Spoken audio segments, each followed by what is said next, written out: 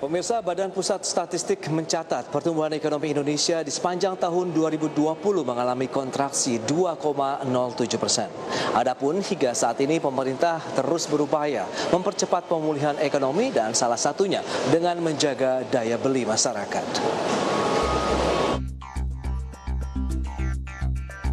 Perekonomian Indonesia di sepanjang tahun 2020 berada di zona negatif.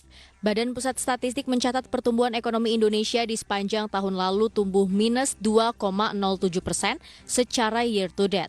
Pada kuartal 4 2020, ekonomi Indonesia mengalami kontraksi 0,42% bila dibandingkan dengan kuartal ketiga 2020. Dan jika dibandingkan dengan kuartal keempat 2019, mengalami kontraksi 2,19% secara year on year. Dan hingga saat ini pemerintah terus berupaya untuk mempercepat pemulihan ekonomi di 2021, yaitu dengan menjaga daya beli masyarakat menengah bawah dan menengah atas, serta mendorong implementasi Undang-Undang Cipta Kerja serta memaksimalkan lembaga pengelola investasi. Mengalami kontraksi sebesar 0,42% dan pertumbuhan ekonomi Indonesia Y on Y dibandingkan dengan triwulan keempat tahun 2019 mengalami kontraksi sebesar 2,19%. Secara kumulatif, pertumbuhan ekonomi Indonesia pada tahun 2020 dibandingkan dengan tahun 2019 mengalami kontraksi sebesar 2,07%.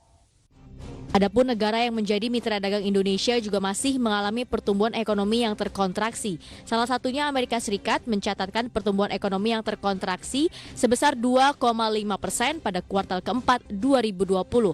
Berbagai sumber IDX Channel.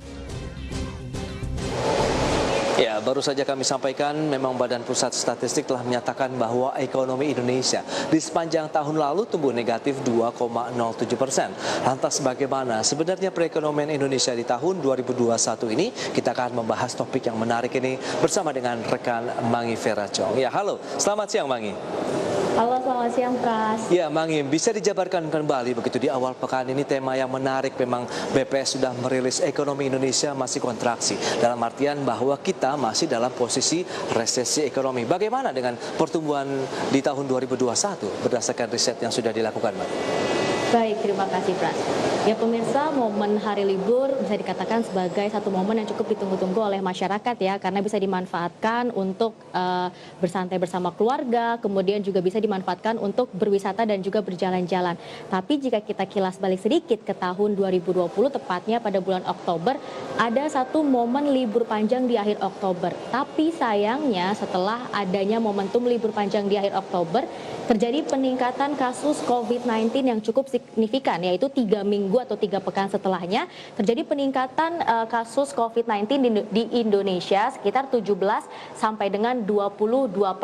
Dan akhirnya melihat dari hal tersebut pemerintah ya memberlakukan beberapa aturan terkait momentum libur Nataru atau libur Natal dan Tahun Baru yang akhirnya pemerintah ini melarang masyarakat untuk berkumpul, kemudian melarang masyarakat juga untuk berkerumun, kemudian pusat perbelanjaan juga diizinkan beroperasi sampai dengan pukul 7 malam saja. Kemudian ada himbauan ya kepada masyarakat yang ingin melakukan perjalanan atau berwisata, ini harus menyertakan hasil dari PCR swab dan juga tes swab antigen. Dan secara tidak langsung sebenarnya hal-hal yang seperti itu ini membuat masyarakat memilih untuk menunda perjalanannya dan memberlakukan refund begitu ya, meminta kembali uangnya.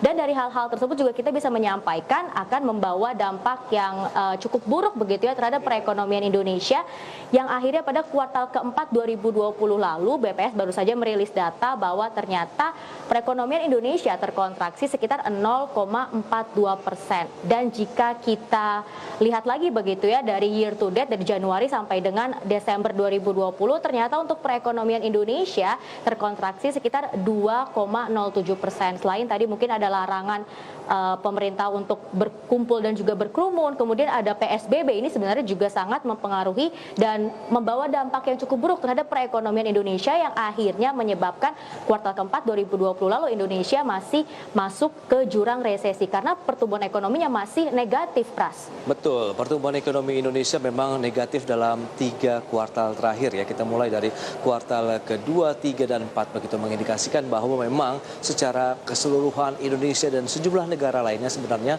masih mengalami resesi ekonomi karena pertumbuhan masih negatif begitu. Tapi di sisi lain, sebenarnya faktor utama dari penyebab terjadinya begitu penurunan pertumbuhan ekonomi Indonesia begitu, adakah faktor yang menjadi penguat utamanya begitu, Mangi? Sehingga ini menjadi suatu fokus perhatian yang harus segera ditangani juga oleh pemerintah.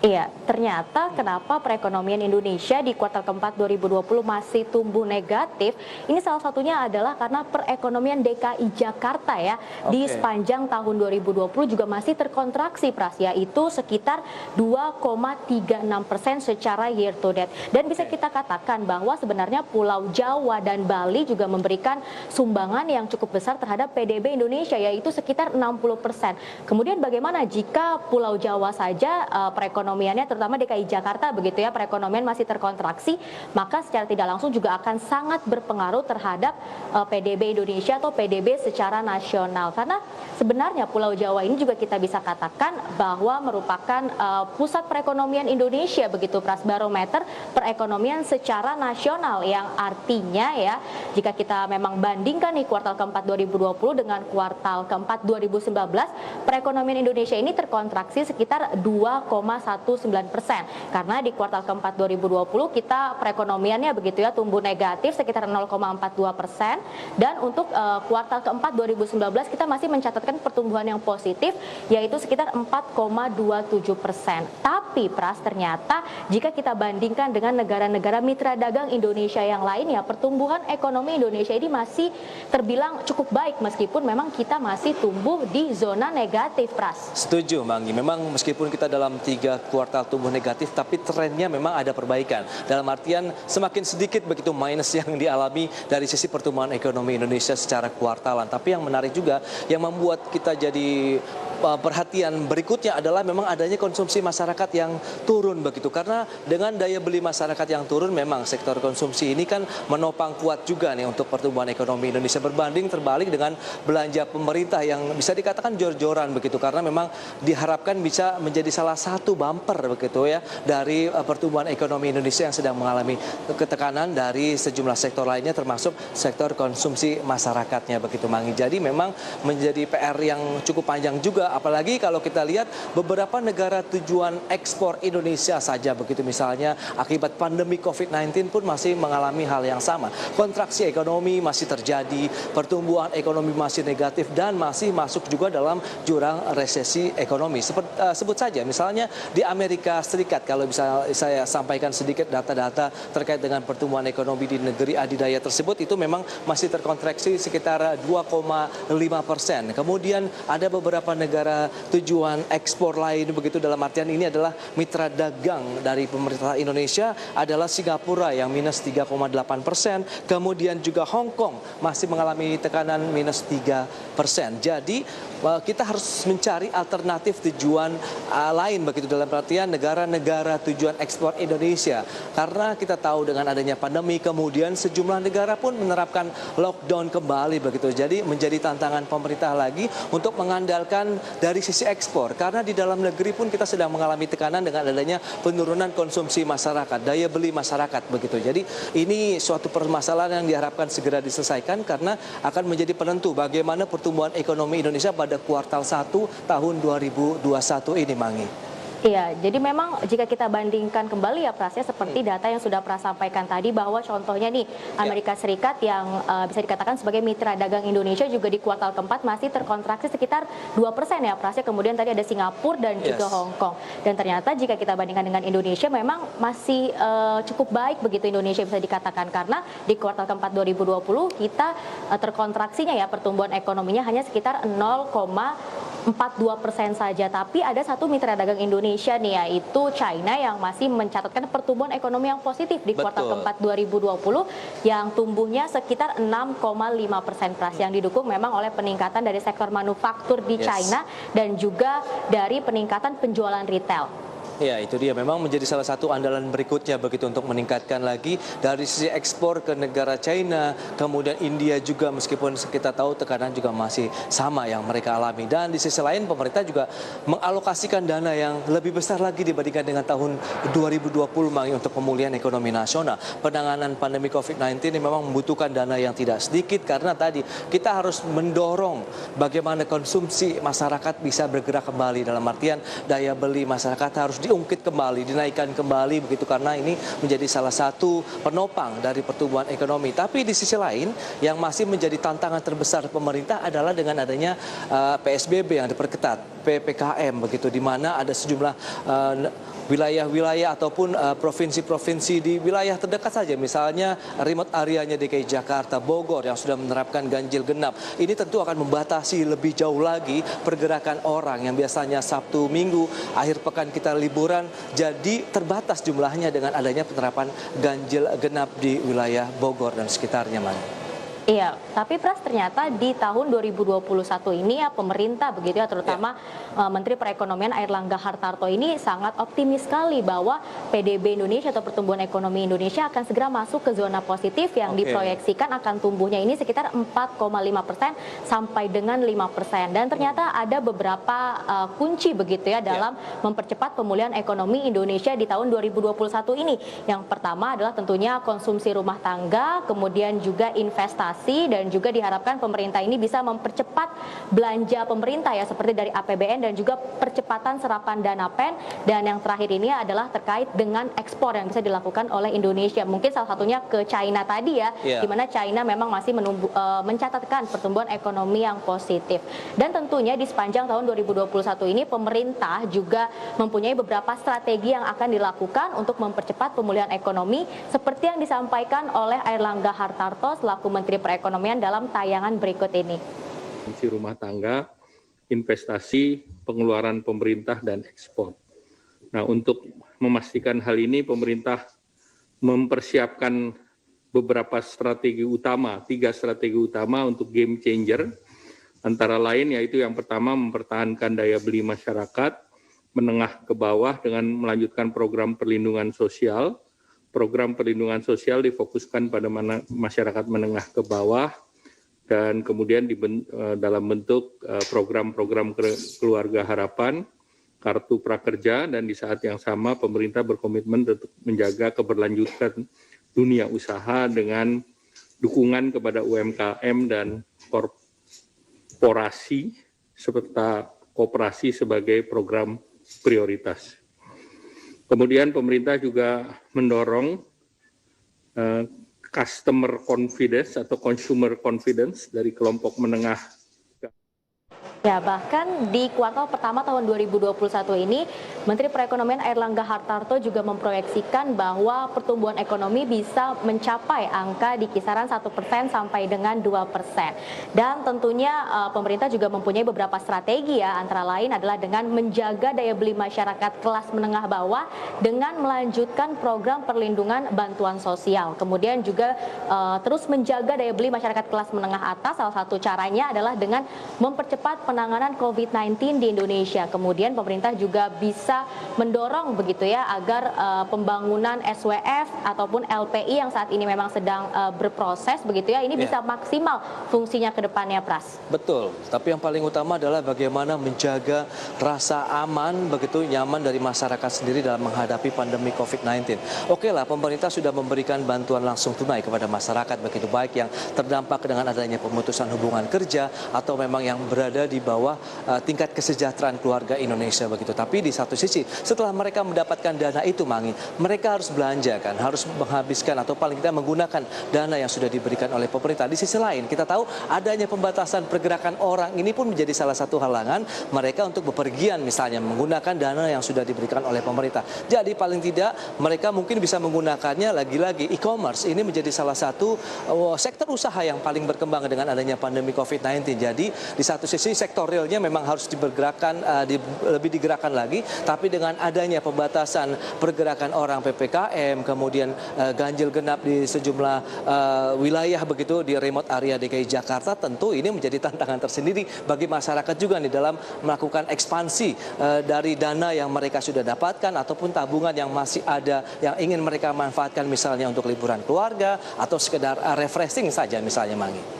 Ya, dan terkait dengan bansos begitu ya yang tadi Ya. sudah kita sempat bahas bahwa memang salah satu cara nih untuk meningkatkan daya beli masyarakat ketika pemerintah sudah memberikan bansos adalah dengan membelanjakannya lewat e-commerce begitu ya, Pras. Tapi Yes. terkait dengan bansos ini saat ini bisa dikatakan jika kita belajar dari tahun 2020, nah pembagian bansos ini kepada masyarakat juga ternyata masih belum merata dan terkadang ini juga masih terjadi overlapping di mana Betul. satu orang ini masih mendapatkan 2 bansos begitu yang artinya orang lain ini bisa saja tidak mendapatkan bansos yang memang seharusnya menjadi jatah mereka, dan mungkin dalam pembagian bansos ini begitu ya di tahun 2021 bisa lebih dimaksimalkan kembali, harus lebih merata dan tidak terjadi overlapping lagi. Betul, Selain itu bisa kita ya.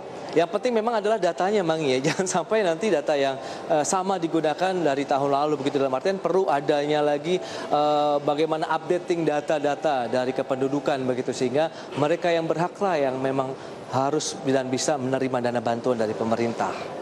Ya, baik, dan memang terkait dengan pembagian bansos begitu yang diberikan oleh pemerintah kepada masyarakat sebenarnya bisa kita katakan memang belum 100% efektif untuk mendorong daya beli masyarakat, karena sebenarnya pembagian bansos ini lebih kepada ya tujuannya untuk menyelamatkan masyarakat kelas menengah bawah atau masyarakat miskin agar bisa survive di tengah pandemi COVID-19. Nah, agar pembagian bansos ini begitu ya menjadi lebih efektif, tentunya pemerintah juga harus terus mempercepat penanganan COVID-19 di Indonesia. Salah satunya mungkin dengan terus menghimbau kepada masyarakat agar menaati protokol kesehatan, kemudian juga dengan mempercepat program vaksin dan vaksinasi di Indonesia. Dan memang sebenarnya sejauh ini kita juga harus mengapresiasi ya langkah yang telah dilakukan oleh pemerintah, karena secara tidak langsung seperti yang sudah Pras sampaikan di awal tadi, memang perekonomian Indonesia ini meskipun masih tumbuh negatif tapi sudah memperlihatkan pertumbuhan yang cukup baik begitu ya, trennya sudah meningkat ya, yang tergambar salah satunya dari indeks keyakinan konsumen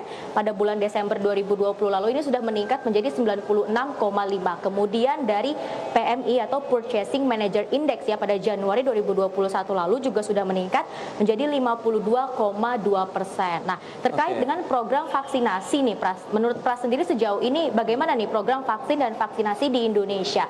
Ya, yang paling terbaru mungkin adalah informasi positif ini terkait dengan Badan POM yang sudah memberikan izin penggunaan vaksin untuk lansia, untuk lanjut usia. Jadi yang rentang usia 59 hingga 70 tahun sekarang sudah diizinkan, meskipun tetap dengan pengawasan secara medik yang cukup ketat begitu ya, siapa saja yang berhak, kemudian bagaimana dengan kondisi kesehatannya, adakah sakit bawaan yang diderita begitu oleh para lansia ini, sehingga nanti benar-benar pemberian vaksinnya akan efektif begitu. Jadi memang harus dengan screening yang ketat, Mangi, dari sisi pelaksanaan vaksinasi. Tapi kalau kita bandingkan sebenarnya kalau bicara mengenai dosis yang diberikan untuk masyarakat Indonesia dan Asia secara umum, itu kalau kita lihat saya dapat data begitu hanya sekitar 0,8 dosis saja begitu untuk wilayah ataupun masyarakat Asia yang mendapatkan vaksinasi ini memang sih lebih rendah dibandingkan dengan negara-negara maju seperti Amerika Serikat, wilayah negara-negara Eropa dalam pemberian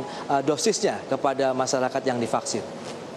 Ya, dan ternyata memang selain program vaksinasi ini tentunya akan lebih efektif lagi begitu ya ketika pemerintah ini mempercepat pengadaan vaksin di Indonesia dan mempercepat program vaksinasi di Indonesia kepada masyarakat umum begitu ya, maupun kepada para tenaga kesehatan. Dan tentunya jangan lupa pemerintah juga harus tetap fokus dalam menyediakan APD nih Pras kepada para tenaga kesehatan, karena kita bisa katakan tenaga kesehatan ini merupakan garda terdepan yang menangani pasien COVID-19. Dan saat ini saja pasien COVID-19, pasien aktif ya COVID-19 di Indonesia juga terus bertambah dan telah mencapai sekitar 170.000 kasus aktif di Indonesia. Dan apabila memang program vaksinasi ini bisa berjalan lancar, kemudian program bansos bisa berjalan lancar, maka proyeksi perekonomian Indonesia yang bisa mencapai tumbuh positif begitu ya di angka 4,5 sampai dengan 5% ini bisa menjadi kenyataan begitu Pras. Dan memang terkait dengan ekspor begitu ya, kita balik lagi lagi ke ekspor nih. Nah, tadi kita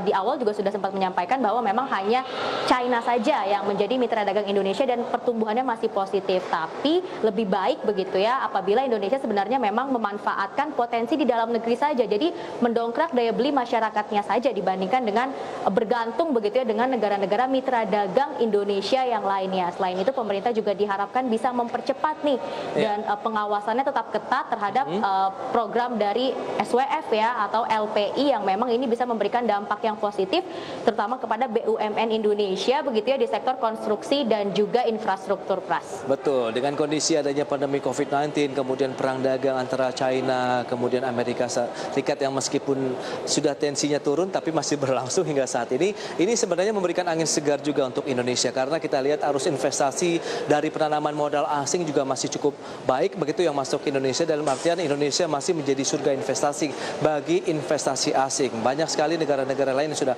memilih Indonesia, apalagi dengan adanya kita tahu sektor otomotif yang akan berkembang pesat apabila memang jadi begitu bahwa pemerintah akan membangun pabrik baterai untuk mobil listrik di Indonesia bekerja sama dengan produsen otomotif Tesla.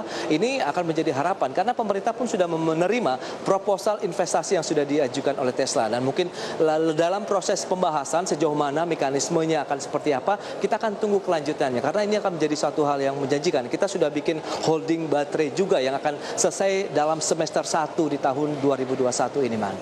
Iya, dan memang jika semua program pemerintah ini bisa berjalan lancar begitu ya, yang pertama kuncinya sebenarnya adalah penanganan COVID-19 yang tepat dan cepat, kemudian akan diikuti dengan pemberian bansos yang merata, kemudian juga tentang investasi, maka bisa saja nih di tahun 2021 ini proyeksi pemerintah terkait dengan pertumbuhan ekonomi di angka 4,5 sampai dengan 5% ini bisa tercapai karena lagi-lagi saya katakan sebenarnya meskipun pertumbuhan ekonomi Indonesia ini masih terkontraksi tapi trennya ini memang sudah menunjukkan tren yang positif begitu, Pras. Setuju, Mangi, dan ini akan menjadi salah satu penentuan di kuartal 1 tahun 2021 ini, Mangi. Baik, Mangi, terima kasih banyak atas data-data yang sudah disampaikan. Ini tentu akan bermanfaat bagi investor, trader, kemudian pemirsa injeksional ya dalam menyikapi ada sentimen-sentimen makro juga yang perlu dicermati dalam berinvestasi begitu, Mangi. Terima kasih.